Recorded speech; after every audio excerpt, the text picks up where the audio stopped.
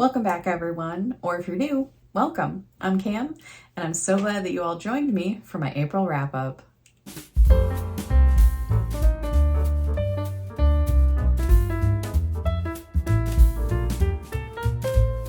Okay, so for April, I did a little bit better than March. In March, I only had 2 books.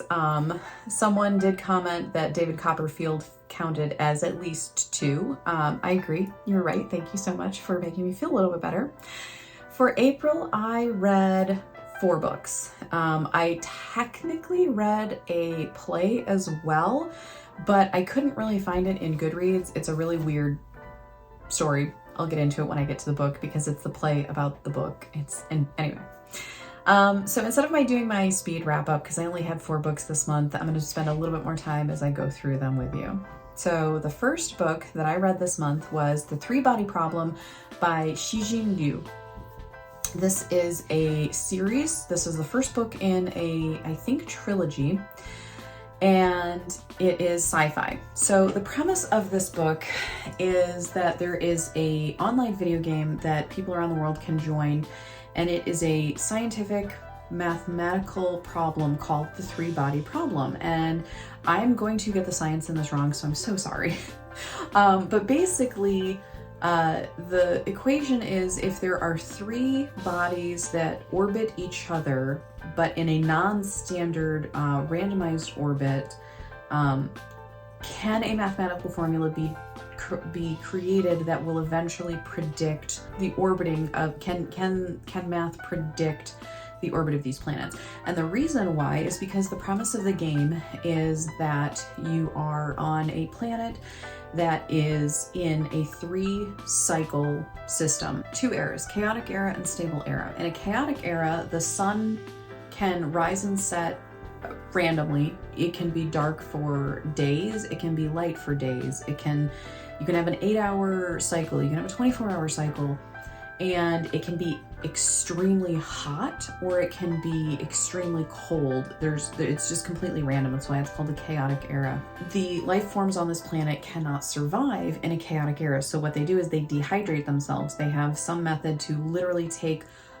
every ounce of liquid out of their body. They become completely flat parchment-like. They can be rolled up and they're kept in facilities, basically waiting for a stable era to come, where a stable era means day and night cycles are predictable and stable. The climate on the planet is mild and can sustain life.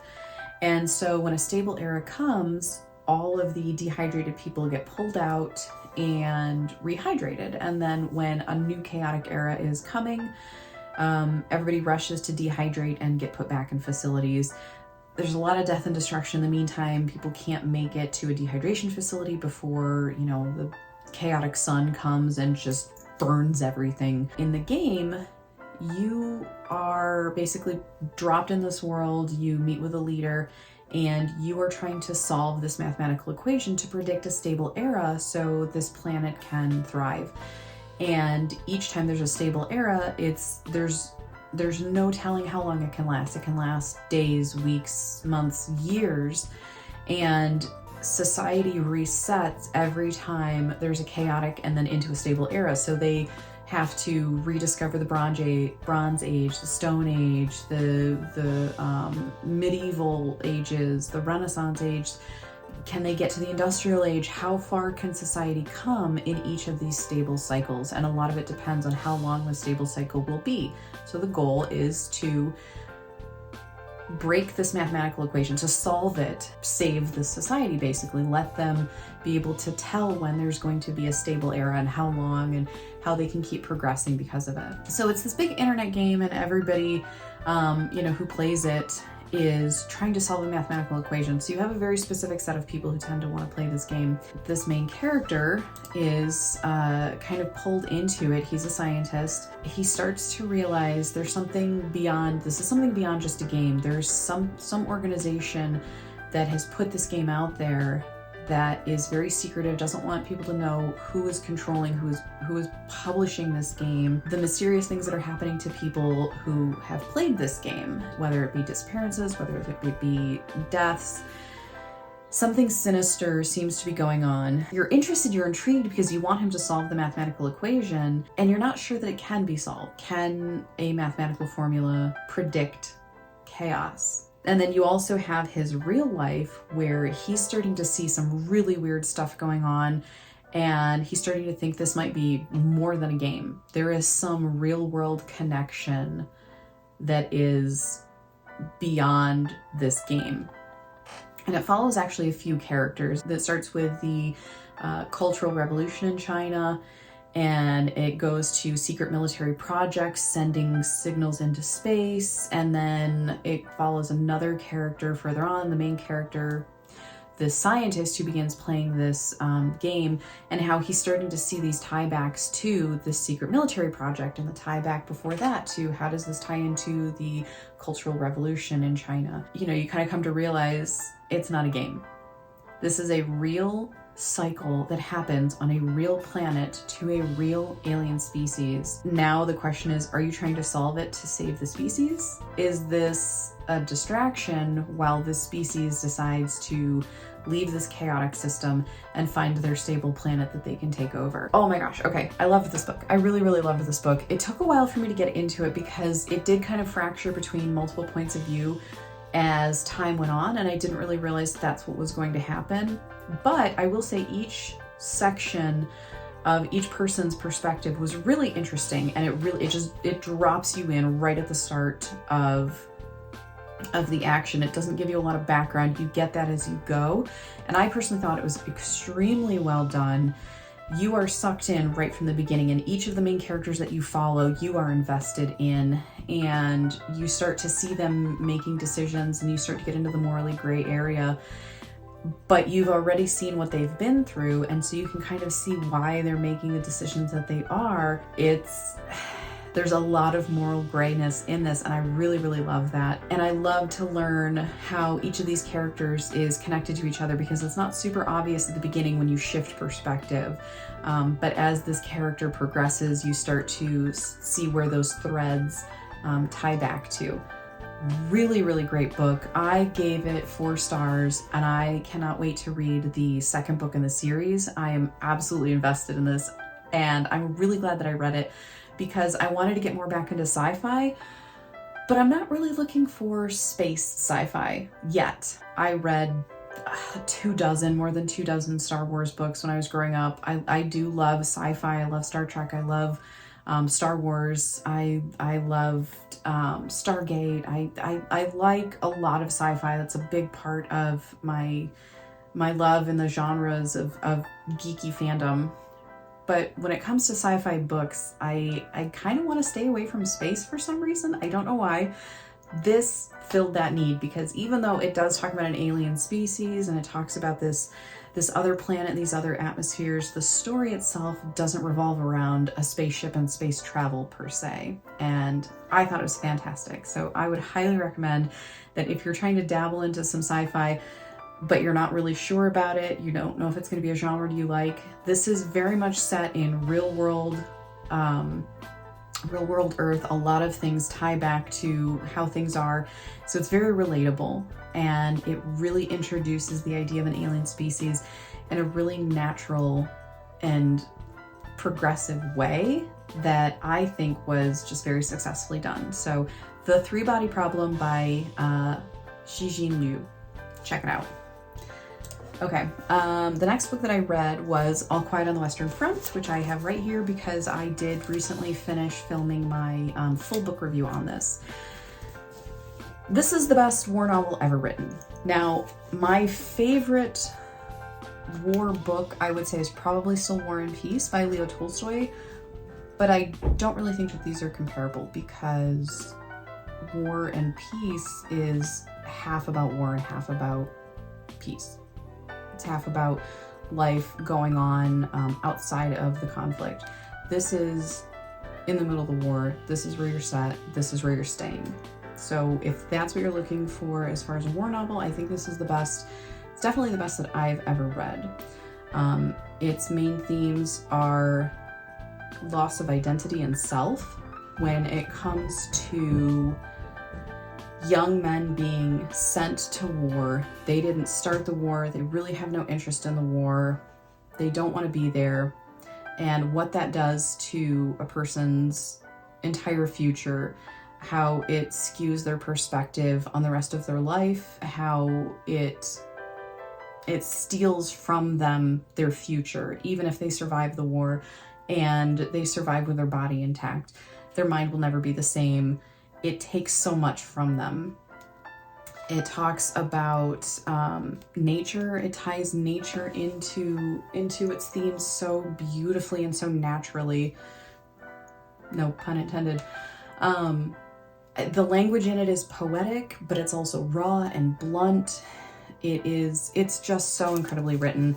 You can see all of my annotations. I think this is one of the best books that I've ever read. Anti-war, this is. It's so brutally real. And throughout, it talks about how pointless and evil and destructive it all is, but it does it in such a way that it is emotionally gripping without being traumatizing itself.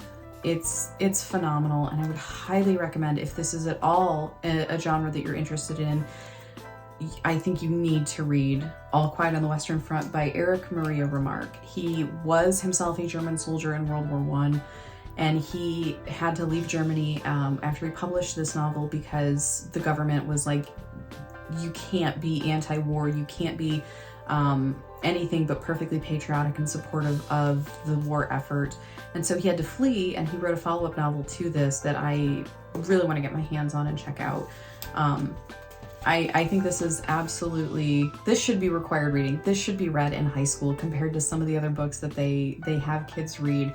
I think this is easily digestible for a huge range of ages, and I think you would get so much out of rereads of it. So All Quiet on the Western Front got a 5 stars from me, and I definitely recommend that people pick this one up.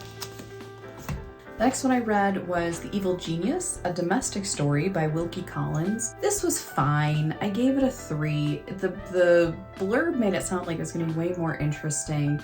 You have a husband and wife who have a young daughter and a mother-in-law. It's the wife's mother who lives with them, and they get a governess for their child.